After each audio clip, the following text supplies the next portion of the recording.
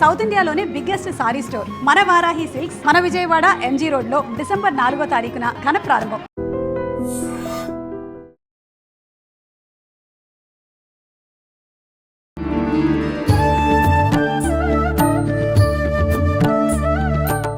నమస్కారం గురుగారు.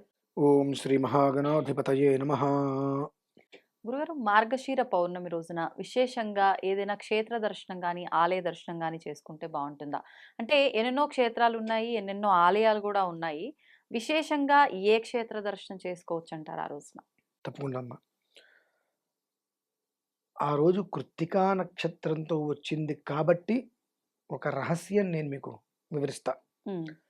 ఇది సకల మానవాళికి శుభకరమైనటువంటిది, శోభాయమానమైనటువంటిది.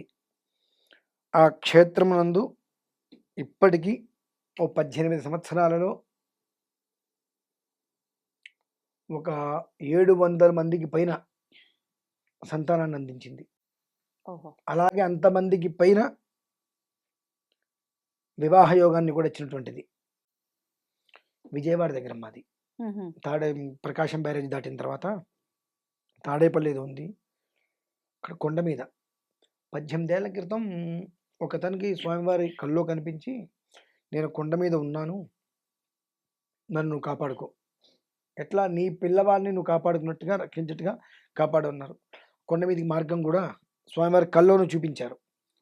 సరే, అతను ఆ మార్గాన్ని ఆ రాళ్ళు కొండలు ఎక్కుంటూ పైకి వెళ్తే అంత చిన్న పుట్ట, అతను సొంత డబ్బుతో కింద నుంచి పై వరకు మెట్లు వేశాడండి. చాలా చిన్న ఒక మొబైల్ షాపు. అందులో వచ్చేటువంటి ప్రతి రూపాయిని తన కుటుంబాన్ని పోషించుకుంటూ కొండ మీద వరకు మెట్లు వేసేశాడు. చాలా అద్భుతంగా. నాగుల చవితి కానీ, సుబ్రహ్మణ్య షష్ఠి కానీ, షష్ఠి అనేటువంటిది వచ్చినప్పుడు, లేకపోతే కృత్తికా నక్షత్రం అనేటువంటిది వచ్చినప్పుడు జనాలు చాలా విశేషంగా స్వామివారి దగ్గరికి వస్తూ ఉంటారు. వందలాది మందికి సంతానం కలిగిందమ్మా అక్కడ.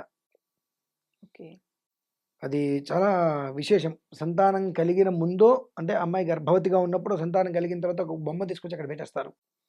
అంటే ముందు ఏమైనా మొక్కుకుంటే ఏం లేదు, నార్మల్ గా అక్కడికి వస్తారు. అక్కడేవో వాళ్ళు పాలు పొంగించుకోవడం ఏవో చేసుకుంటుంటారు. షష్ఠికి అక్కడ సంతానానికి సంబంధించినటువంటి హోమం. అలాగే కృత్తికా నక్షత్రం ఒకటి. ఆ కృత్తికా నక్షత్రం రోజు నాడు విశేషంగా యజ్ఞప్రసాదం ఇస్తారు అక్కడ. అంటే యజ్ఞం చేసిన సుబ్రహ్మణ్యేశ్వర స్వామి వారికి మంత్రపూర్వకంగా హోమం చేసి ఆ ప్రసాదాన్ని, యజ్ఞ ప్రసాదాన్ని అందిస్తారు. అది తీసుకున్న వాళ్ళల్లో 10లో 9 మందికి సంతానం కన్ఫర్మ్. 10లో 9 మందికి ఖచ్చితంగా సంతానం. అది ఒక రూఢి అక్కడ జరుగుతుంది. అట్లా ఒకళ్ళకైతే 2 ఆడపిల్లలు, 2 ఆపరేషన్ చేయించుకున్నారు. కొంతకాలం స్వామివారి దగ్గర ఎప్పుడు సేవ చేసుకుని, నాకు మగపిల్లవాడు కావాలని వాళ్ళు ఎప్పుడు కోరలా. ఆయన దగ్గర సేవ చేసుకుంటూ ఉన్నారు.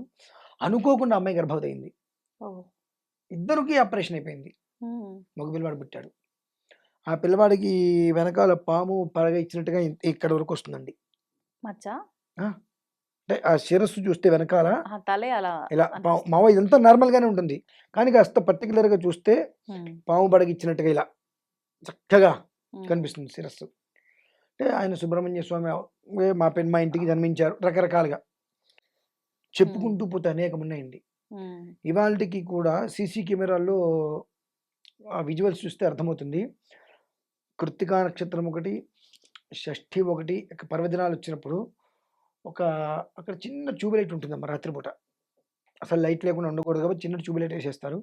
ఎవరో టార్చీ లైట్ వేస్తే, లైట్ ఫోకస్ వేస్తే ఎలా అయితే కనుక ఫోకస్ పడుతుందో అలాంటి ఫోకస్ పడుతుంది ఎప్పుడో ఒక రోజు. మంగళవారం కావచ్చు, షష్ఠి లేదంటే కృత్తికా నక్షత్రం. ఎక్కడ పడుతుంది? ఆ పుట్ట మీద మొత్తం అంతా అటు ఇటు ఒక వైబ్రేషన్ శక్తి లాగా అది. ఎవరన్నా చూస్తే వీళ్ళెవరు టార్చీ లైట్ తోటి ఏదో వేస్తున్నారు అన్నట్టుగా కనిపిస్తుంది. మరి ఎందుకని అలా ప్రకాశంగా ఉంటుందండి? ఒక 10 నిమిషాలు 5 నిమిషాలు ప్రకాశవంతంగా వస్తుంటే అక్కడ భగవంతుడు ఉన్నాడు. కొండ మీదకి వెళ్తాం కదా, కొండ కింద నుంచి 60 అడుగులు ఉందమ్మా పుట్ట పైకి. ఇంత పుట్ట కాస్తే ఇప్పుడు 7 అడుగులు ఎంతో పెరిగింది. 18 సంవత్సరాలలో 7 అడుగులు పైకి పెరిగింది పుట్ట.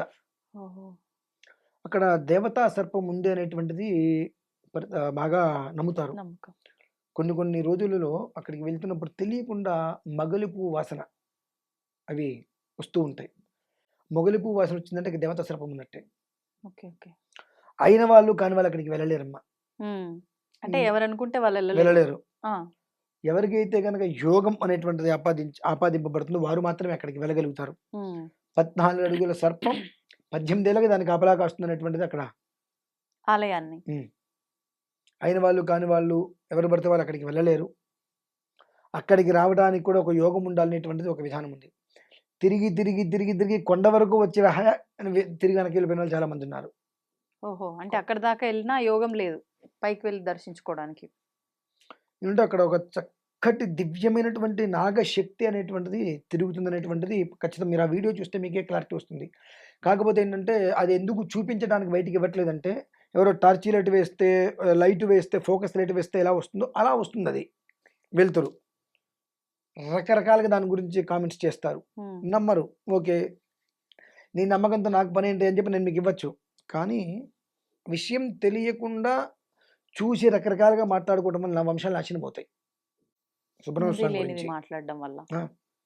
కాబట్టి ఒక వంశాన్ని నిలబెట్టడానికి మనం కారకులు కావాలి, నాశనం కావడానికి మనం కారకులు కావద్దు.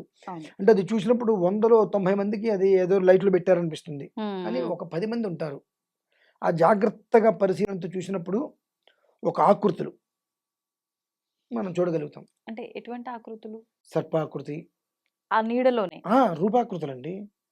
జాగ్రత్తగా స్లో మోషన్ లో చూసినట్లయితే సర్పం వచ్చి వెళ్ళినట్టుగా ఒక రూపం దాన్ని మనం చూడగలుగుతాం. ఓకే. ఓకే. అంత సమయాన్ని జాగ్రత్తగా స్లోగా చేసుకుని చూసేంత సమయం మనకు లేదు. కాబట్టి వీళ్ళు ఏదో ప్రమోషన్ కోసం చేస్తున్నారు రకరకాలుగా అనుకుంటారు. ఆ అవకాశం కూడా ఎవరికి ఇవ్వడానికి అవకాశం లేక నేను వదిలేశా. ఆ సర్పం కూడా కనిపించిందా గురుగారు? కొంతమంది కనిపించిందమ్మా. కనిపించింది అంటే అక్కడనే లైవ్ లో కనిపించింది. లైవ్ లోనే కొంతమంది కనిపించింది. ఓకే. కనిపించిన వాళ్ళు మాకు ఆ దర్శనం కలిగింది అని అన్నారు. అలాగే శ్వేతనాగును కూడా చూశామని చెప్పి ఒకళ్ళిద్దరు అన్నారు. నేనైతే చూడలేదు. రేర్ గా ఉంటాయేమో కదా శ్వేతనాగులు. చూశామని అన్నారు. 18 ఏళ్ళగా ఒక అతనికి కళ్ళలో కనిపిస్తే దాన్ని జాగ్రత్తగా ఇవాళ వరకు తీసుకుంటూ వచ్చారు. అసలు విషయం ఏంటంటే అమ్మా, రేపు 4వ తారీఖు సంతానం కోసం ఎదురు చూసేటువంటి వారు ఎవరైతే ఉంటారో వారికి అక్కడ యజ్ఞప్రసాదం ఇస్తారు. సుబ్రహ్మణ్య షణ్ముగ కొన్ని రకాల మంత్రాలతో కొన్ని రకాల మూలికలతో హోమం చేసి ఆ యజ్ఞ ప్రసాదాన్ని సంతానం ఎవరైతే కనుక సంవత్సరాలైంది సంతానం కలగట్లేదు అనేటువంటి బాధలు ఎవరైతే ఉంటారో వారికి ఆ యజ్ఞ ప్రసాదం ఆ రోజు అందిస్తారమ్మా. అది ప్రసాదాన్ని తీసుకున్న వారో 10-9 మందికి సంతానం ఖచ్చితంగా కలుగుతుంది. ఆ ఒక్కళ్ళకి ఎందుకు కలగదండి? కర్మయోగం. అంటే ఏమిటంటే కొంతమంది తప్పదు కాబట్టి చెప్తున్నాను, డేట్లో ఉన్న వాళ్ళు కూడా బాధ ఉంటుంది వాళ్ళకి సంతానం కలగట్లేదని చెప్పి. కొంతమంది పనికి మాలిన పాపిష్టి మనుషులందరూ కూడా డేట్లో ఉన్న గుళ్ళలోకి వెళ్ళొచ్చు, నేను వెళ్ళని చెప్పి వీడియోస్ పెడుతుంటే ఆ వీడియోస్ చూసి ఇంప్రెస్ అయ్యి ప్రసాదాలకు వచ్చేస్తున్నారట. సంతానం కోసం ఇబ్బంది పడే వాళ్ళ అక్కడికి. అంటే మామూలుగా కొంతమంది వీడియోస్లో నాకు డేట్ వచ్చిందండి వాళ్ళు 2వ రోజు నేను గుళ్ళోకి వెళ్ళాను నాకేం కాలేదని చెప్పి పెట్టుకు చేస్తున్నారు పనికి మాలిన పాపిష్టి వాళ్ళంతా, సిగ్గు ఎగ్గు లేక. అవి చూసి ఇంప్రెస్ అయ్యి వాళ్ళు ఎవరే వెళ్ళారు వాళ్ళకి ఏం కాలేదు కదా, నాకు కూడా ఏం కాదు కదా అనుకుంటే అలా వచ్చిన వాళ్ళకి ప్రసాదం ఫలించదు. కాబట్టి అటువంటి వాళ్ళు రావద్దు. ఎందువల్లంటే భగవంతుడు ఏం చెప్పాడంటే అమ్మా, దూరంగా ఉన్నప్పుడు ఆ బాధ వర్ణనాతీతం. ఒక మగవాడికి కనుక అటువంటి పరిస్థితి వస్తే ఆ బాధ అనుభవించినప్పుడు తెలుస్తుందండి ఆ స్త్రీ ఆ 3 రోజులు ఎంత నరకం అనుభవిస్తుందో. కొంతమందికి అసలు తినబుద్ధి కాదు, కొంతమంది స్వీట్లు తింటారు, కొంతమంది ఏమీ తినరు. ఆ 3 రోజులు ఒక దయ్యం పట్టిన వాళ్ళు ఉన్నట్టుగా కొంతమంది ఉంటారు. వాళ్ళ బాధ అది ఎలా ఎక్స్ప్రెస్ చేయాలో తెలీదు. ఆ టైంలో కూడా కొంతమంది మగవాళ్ళు వాళ్ళ బాధను అర్థం చేసుకోకుండా ఇచ్చేయలేదు నానా రకాలుగా టార్చర్ పెడుతూ ఉంటారు. ఆ 3 రోజులు ఉండేటువంటి వాటిల్లో వాళ్ళు పడేటువంటి బాధ ఏదైతే ఉంటుందో, వాళ్ళని పెట్టేటువంటి మానసిక క్షోభ ఏదైతే ఉంటుందో అది వాళ్ళ వంశానికి ఉసురులాగా తగులుతుందండి. అంటే ఏ విధమైన ఆ అమ్మాయికి ఇబ్బంది వస్తుంది. ఇబ్బంది వచ్చినప్పుడు కూడా మగవాడు అమ్మాయిని నువ్వు అది చేయలేదు ఆ 3 రోజులు ప్రశాంతంగా పక్కన కూర్చోమని చెప్తారు. ఎందుకనంటే మెంటల్గా ఆమె అప్సెట్ అయిపోతుంది. శారీరకంగా మానసికంగా. ఓ పక్కన కూర్చొని భగవంతుని నామస్మరణ మనస్సులో, భగవంతుడు నాకు ఈ బాధ లేకుండా చూడవయ్యా అని. ఆ పరిస్థితుల్లో నువ్వు వంట చేయలేదు రకరకాలుగా. అంటే ఇవ్వాలంటే ఉద్యోగాల పేరు మీద రకరకాలుగా వెళ్ళిపోతున్నారు, దాన్ని మనం ఏం చేయలేము. కానీ ఆ బాధ అనేటువంటిది ఎందుకు వెళ్తున్నారు, ఉద్యోగానికి వెళ్తే ఉద్యోగం నుంచి తీసేస్తాడు, ఉద్యోగం ఉంటే నా కుటుంబం, ఇవి వాళ్ళ బాధలు, అవి అవతల వాళ్ళు వినరు. అప్పుడు అవతల వాళ్ళకి పడేటువంటి శిక్ష చాలా కఠినంగా ఉంటుందండి భగవంతుడు ఇచ్చేది. ఎందువల్లంటే అమ్మాయికి డేటు వస్తుంది అంటే మాతృత్వానికి మూలం అది. ఆ మాతృత్వానికి మూలమైనటువంటి స్త్రీ ఎప్పుడైతే కనుక ఒకవేళ వివాహమైంది గర్భవతి కావాలి అని అంటే 6వ రోజు తర్వాత నుంచి జరిగేటువంటి ప్రక్రియకి గర్భవతి అవుతుంది. కానీ ఈ 3 రోజు 4 రోజుల పాటు ఆమెకి ప్రశాంతత లేకుండా నువ్వు చేసేటువంటి చిత్రవధికి ఆమెకు ఆ యోగం కోల్పోతుంది. ఆ ఒక్క శాపం ముసురు మొత్తం నీ వంశానికి తగులుతుంది. ఓహో, అంటే అది స్త్రీ శాపం కింద మారుతుందా గురుగారు? కాబట్టి అలాంటివి ఏదైనా ఉన్నటువంటి వారు కూడా మనస్ఫూర్తిగా నమస్కారం చేసుకొని ఆ శాపం నుంచి విముక్తులు అవ్వడానికి కూడా మంచి అవకాశం తరుణం ఇది. తర్వాత మళ్ళీ ఇటువంటి ప్రక్రియ చేస్తాంటే నీ వంశాన్ని భగవంతుడు వచ్చి కాపాడు. ఇంకా ఒక అవకాశం ఇచ్చాడు, అమ్మాయిని ఇబ్బంది పెట్టావైనా సరే నీకు నేను ఒక అవకాశం ఇస్తున్నా సరిదిద్దుకోవడానికి, వచ్చి ప్రసాదం తీసుకో, పాల్గొను. ఇక్కడి నుంచి అటువంటి విషయాలు వదిలే. కాదు నేను ఇలా చేస్తాను అని అంటే ఆ తర్వాత నువ్వు 60 అడుగులు సుబ్రహ్మణ్య స్వామి విగ్రహాన్ని ప్రతిష్ఠ చేసిన ఆ దోషం నుంచి బయటికి వాళ్ళే. అవునా, అంత బాధ అంటే ఎక్కువది. కాబట్టి ఇటువంటి అనేక బాధలకి విముక్తి గర్భస్రావాలకి కాకుండా జన్మతహాగా కూడా ఎన్నో ప్రయత్నాలు చేసి అనేక ప్రయత్నాలు విఫలమయ్యినట్టు వారందరికీ కూడా రేపు 4వ తారీఖు కృత్తికా నక్షత్రం రోజు నాడు చేసేటువంటి విశేషమైన హవనంతో ఇచ్చేటువంటి ప్రసాదం ఏదైతే ఉంటుందో ఆ ప్రసాదంతో వాళ్ళ కలుపు పడుతుందమ్మా. అది ఖచ్చితం, ఆ రోజుకి విశేషం అక్కడ. మరి మిగతా రోజుల్లో వెళ్ళి మొక్కుకుంటే వెళ్ళొచ్చు, ఉండదంటారా? శుభ్రంగా ఎప్పుడైతే అంటే కొన్ని ప్రక్రియలు ప్రత్యేకతగా ఉంటాయి. కొన్ని ఆయన జన్మ నక్షత్రం వచ్చినప్పుడు, ఆయన తిథి వచ్చినప్పుడు కొన్ని యోగాలు కలిసి రావాలమ్మా. ఆ యోగం కలిసి వచ్చినప్పుడు చేసేటువంటి క్రతువు ఉంటుంది. ఇప్పుడు పుట్టినరోజు వేరు, పెళ్లి రోజు వేరు, నిత్యం వేరు, ఒకరోజు స్పెషల్ అయితే ఉంటుంది. అలా స్వామివారికి సంబంధించినటువంటి స్పెషల్ డేస్ కొన్ని ఉంటాయి. ఆ డేస్ ఏమిటి అంటే కొన్ని యోగాలకు సంబంధించి ఉంటుంది. ఆ యోగానికి సంబంధించి ఉన్నప్పుడు ఒక్కొక్క విధానంలో ఒక్కొక్క క్రతువుని చేస్తారు. ఆ క్రతువు నిర్వర్తించినప్పుడు ఆ ప్రసాదమే అనుగ్రహ ఫలంగా ఆ కుటుంబాన్ని వృద్ధి చేస్తుందమ్మా. అంతటి పర్వదినం అదైతే విషయం. ధన్యవాదాలు గురుగారు. And for more videos, please subscribe to iDream. Please subscribe to iDream. Please subscribe iDream. And please subscribe to iDream. For more videos, subscribe to iDream. please like, share and subscribe to the channel. Congratulations, iDream. Subscribe to iDream. Subscribe to iDream.